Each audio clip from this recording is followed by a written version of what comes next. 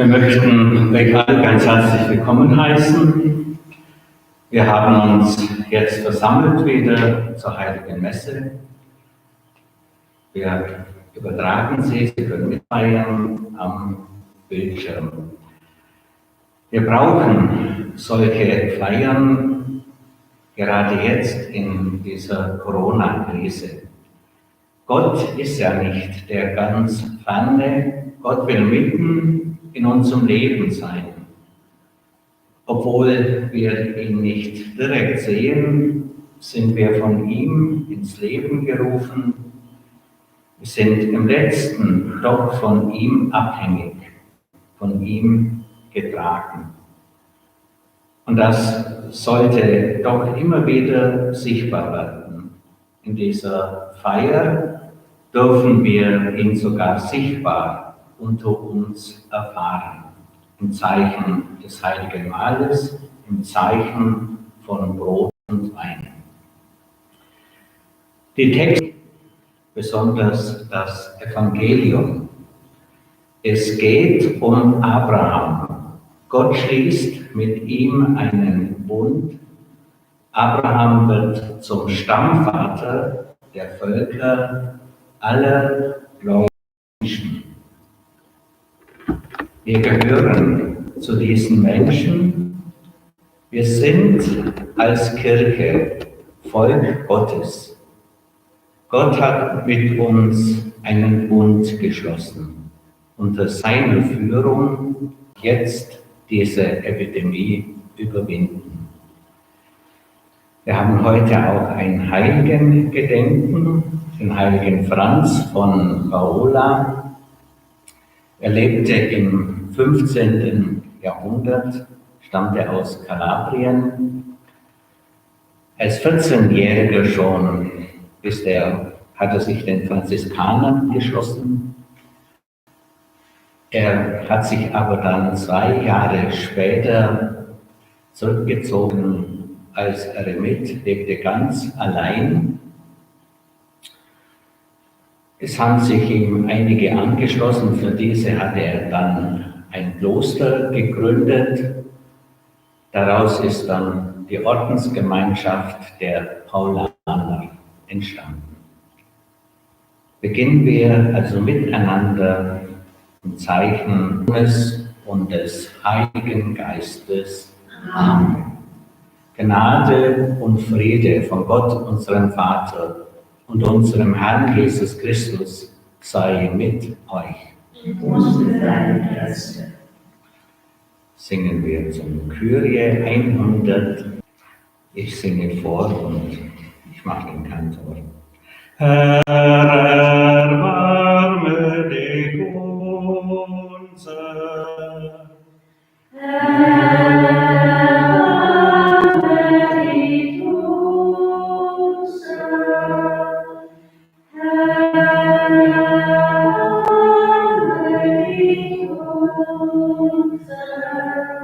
Christ, erbarme dich unser.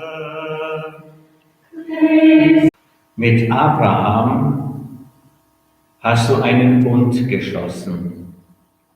Er wurde der Stammvater aller Gläubigen. Wie er, so setzen auch wir unsere Hoffnung auf dich und auf Jesus Christus, deinen Sohn, in dem du uns ganz nahe gekommen bist. Läutere unser Leben und hilf uns, in tiefer Verbundenheit mit dir zu leben. So werden wir Erben dessen sein, was du uns in Abraham verheißen hast. Dir sei Ehre in Ewigkeit. Amen.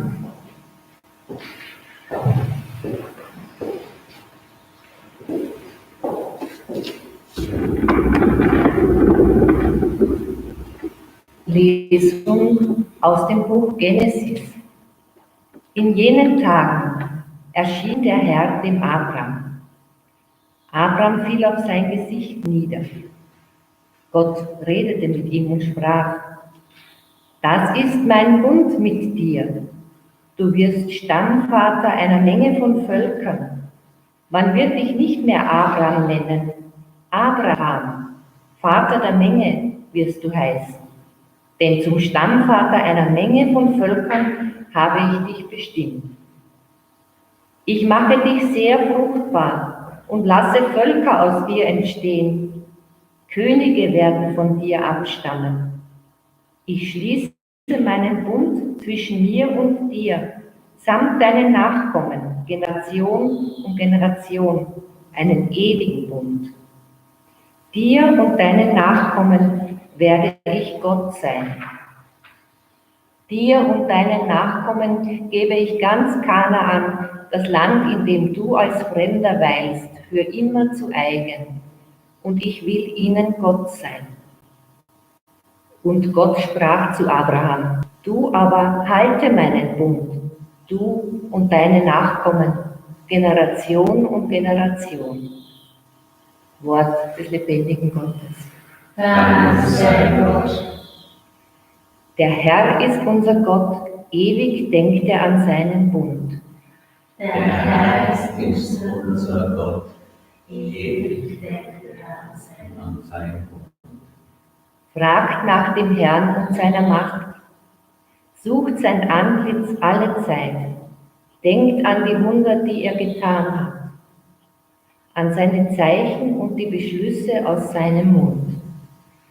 Der Herr ist unser Gott, ewig denkt er an seinen Bund. Bedenkt es, ihr Nachkommen seines Knechtes Abraham, ihr Kinder Jakobs, die er erwählt hat. Der Herr ist unser Gott. Seine Herrschaft umgreift die Erde. Der Herr ist unser Gott, ewig denkt er an seinen Bund. Ewig denkt er an seinen Bund, an das Wort, das er gegeben hat für 1000 Geschlechter, an den Bund, den er mit Abraham geschlossen, an den Eid, den er Isaak geschworen hat. Der Herr ist unser Gott, ewig denkt er an seinen Bund. Christus, König und Erlöser. Lob dir, Christus, König und Erlöser.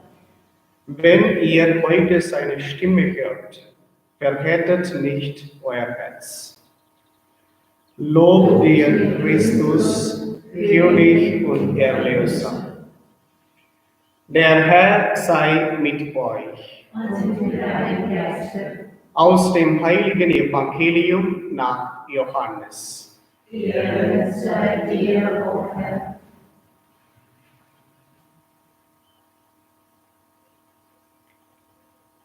In jener Zeit sprach Jesus zu den Juden: Amen, Amen, ich sage euch, wenn jemand an meinem Wort festhält, wird er auf ewig den Tod nicht schauen. Da sagten die Juden zu ihm: Jetzt wissen wir, dass du von einem Dämon besessen bist. Abraham und die Propheten sind gestorben. Du aber sagst, wenn jemand an meinem Wort festhält, wird er auf ewig den Tod nicht erleiden. Bist du etwa größer als unser Vater Abraham? Er ist gestorben und die Propheten sind gestorben. Für wen gibst du dich aus? Jesus antwortete: Wenn ich mich selbst ehre, so gilt meine Ehre nichts.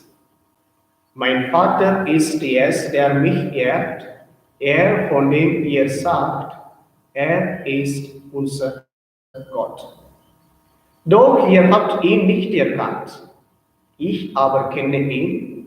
Und wenn ich sagen würde, ich kenne ihn nicht, so wäre ich ein Lügner wie ihr. Aber ich kenne ihn und halte an seinem Wort fest. Euer Vater Abraham jubelte, weil er meinen Tag sehen begegnete. Du bist noch keine 50 Jahre alt und du willst Abraham gesehen haben? Jesus erwiderte ihnen: Amen, Amen, ich sage euch, noch ehe Abraham wurde, bin ich. Da hoben sie Steine auf, um sie auf ihn zu werfen. Jesus aber verbarg sich und verließ den Tempel. Liebe Schwestern und Brüder, Evangelium unseres Herrn Jesus Christus. Lob sei Christus.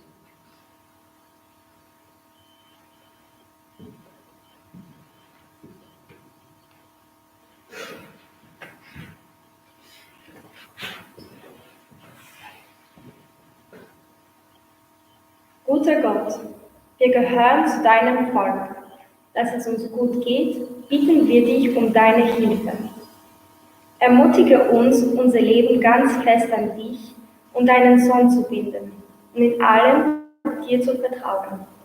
Wir bitten dich, erhöre uns. Lass uns dazu beitragen, dass wir Menschen uns untereinander besser verstehen, unsere Konflikte in faire Weise lösen und uns gegenseitig stützen und helfen. Wir bitten dich, erhöre uns. Nimm dich der Menschen an in den Ländern, wo Krieg ist oder der Hunger herrscht. Lass die Not möglichst schnell vorübergehen und schenke den Menschen dort viele helfende Hände und mache den Kriegen ein Ende. Wir bitten dich, erhöre uns. Richte unsere Kranken auf, besonders die, die am Coronavirus erkrankt sind. Gib, dass wir sie gut versorgen und sie spüren lassen. Sie sind nicht allein gelassen. Wir bitten dich, erhöre uns. Nimm unsere Verstorbenen auf, in deinen ewigen Frieden. Wir bitten dich, erhöre uns. Du treuer Gott, du hältst, was du versprichst. Auf dich können wir uns verlassen. Dir sei Dank und Lob in Ewigkeit. Amen.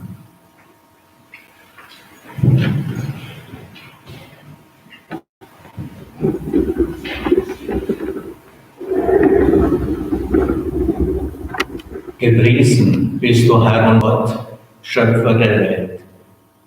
Du schenkst uns das Brot, wir bringen dieses Brot vor dein Angesicht, damit es uns das Brot des Lebens werde. Gepriesen bist du in Ewigkeit, Herr unser Gott.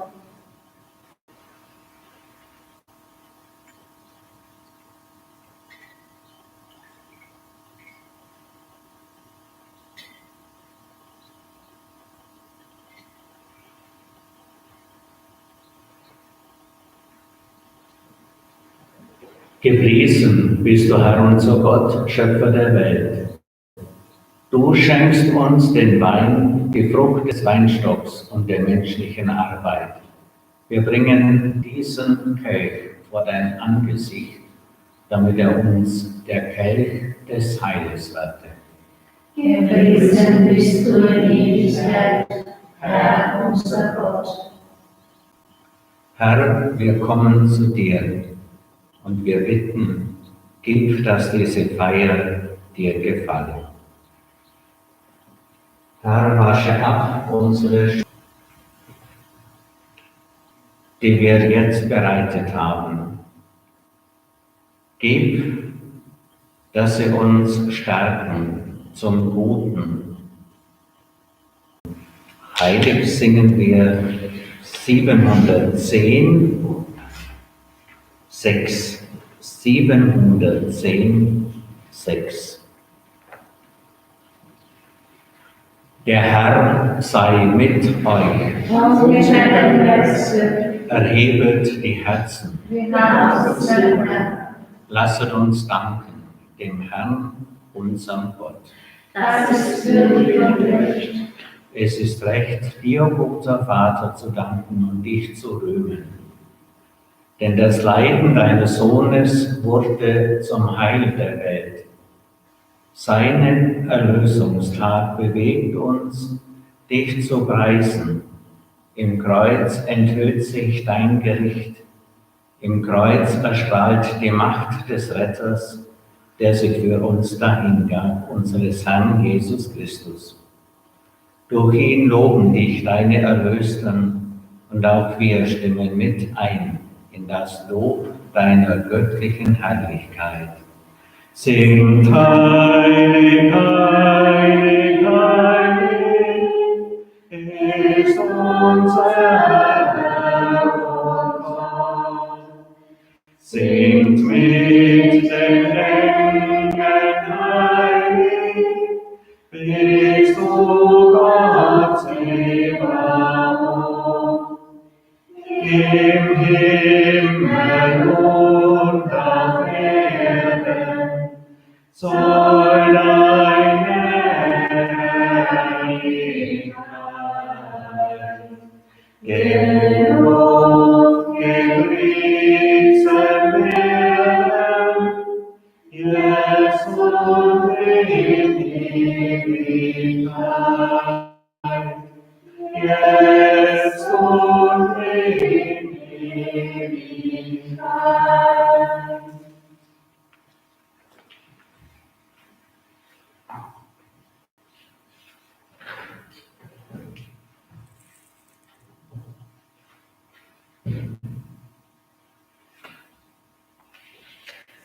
Wir preisen dich, heiliger Vater, du bist immer mit uns auf dem Weg.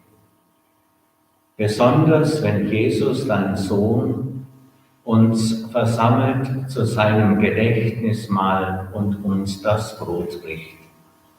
Darum bitten wir dich, allmächtiger Gott, sende deinen Geist über Brot und Wein, damit Jesus Christus mit Leib und Blut in unserer Mitte gegenwärtig wird.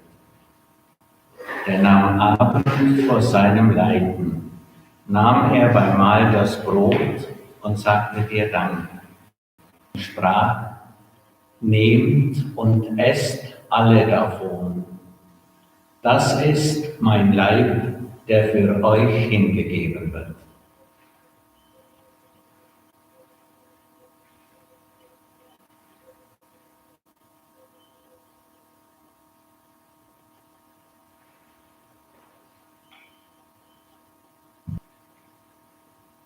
Ebenso nahm er den Kelch mit Wein, dankte wiederum, reichte den Kelch seinen Jüngern und sprach: Nehmt und trinkt alle daraus.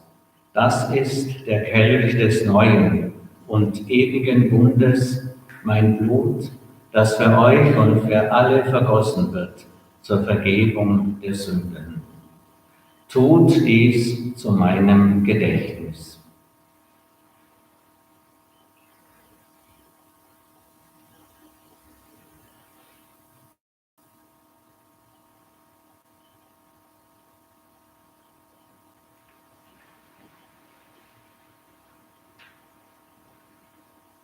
Geheimnis des Glaubens.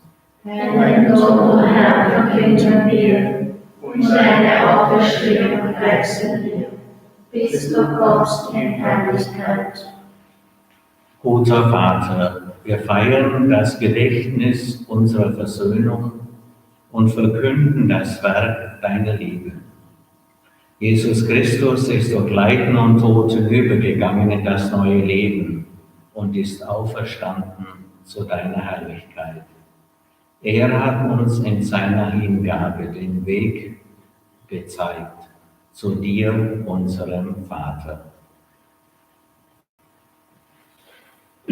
Barmherziger Gott, schenke uns den Geist der Liebe, den Geist deines Sohnes, damit die Kirche in unserem Land zu neuem Leben erstarrt.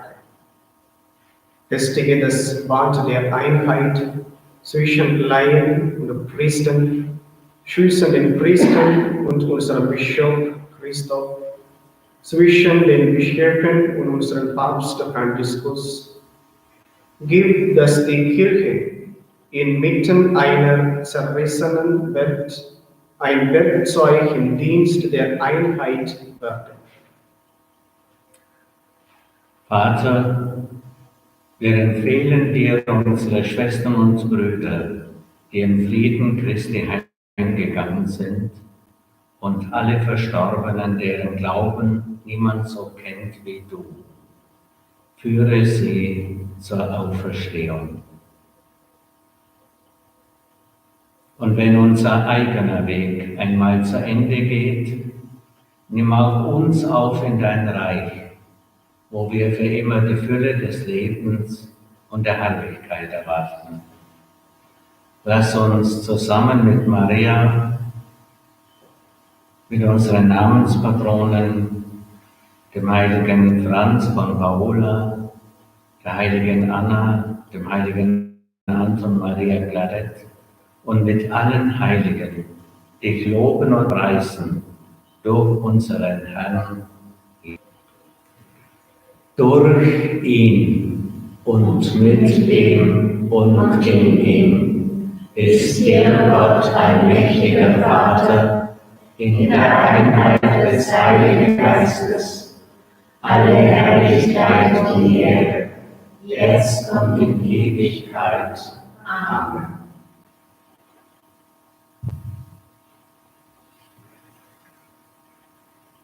Wir sind Kinder Abrahams, damit verbunden mit dem guten Vater im Himmel.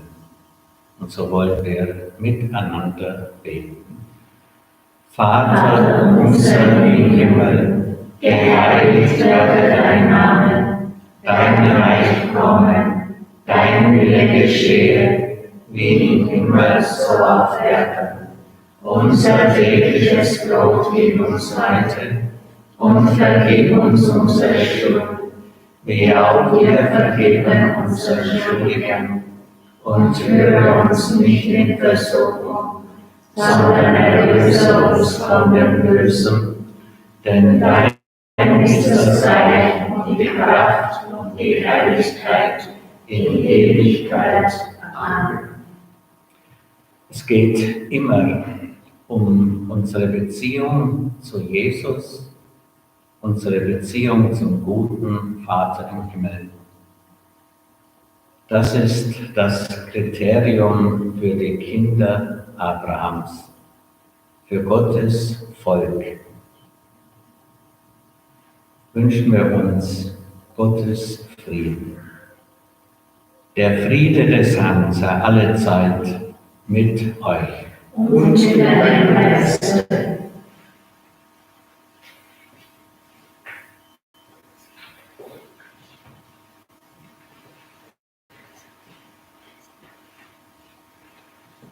Lamm Gottes, Du nimmst hinweg die Sünde der Welt, erbarme dich unser. Lamm Gottes, du nimmst hinweg die Sünde der Welt, erbarme dich unser. Lamm Gottes, du nimmst hinweg die Sünde der Welt, gib uns deinen Frieden.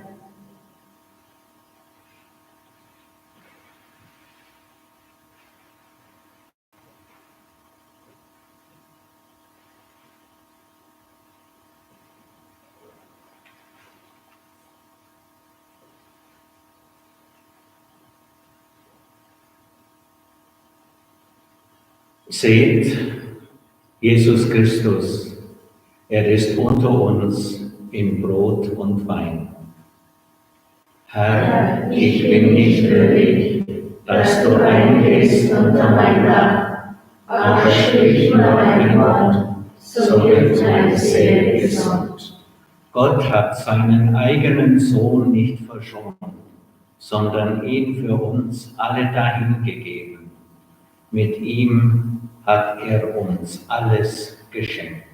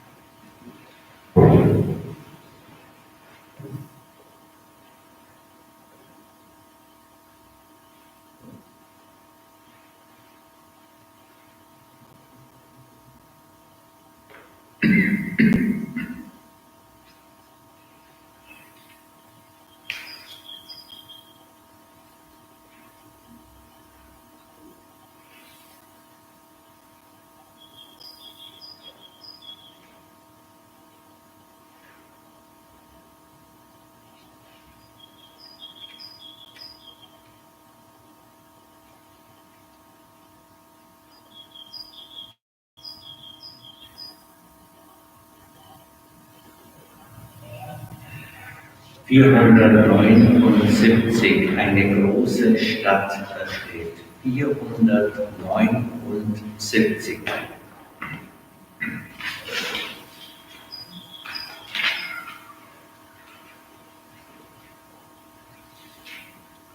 Eine große Stadt da steht, die vom Himmel niedergeht, in die Erde zeigt. Mond und Sonne braucht sie nicht. Jesus Christus ist der Weg, ihre Herrlichkeit. Durch ein Tor, das unser Heil und in dir geboren sein, das uns Gott erkennt. Lass rein, die draußen sind, Gott als Mutter, Sohn und Kind, der die Mutter nennt. Dank dem Vater, der uns sieht, durch den Geist, der in dir blüht. Dank sei Jesus Christ, der durch seines Kreuzes Kraft uns zum Gottes geschafft, das unsterblich ist. Lasst uns beten.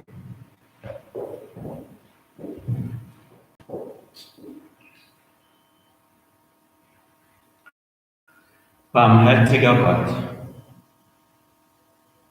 du hast uns in dieser heiligen Feier gestärkt. Sie gebe uns Kraft in dieser Zeit und in der kommenden Welt das ewige Leben.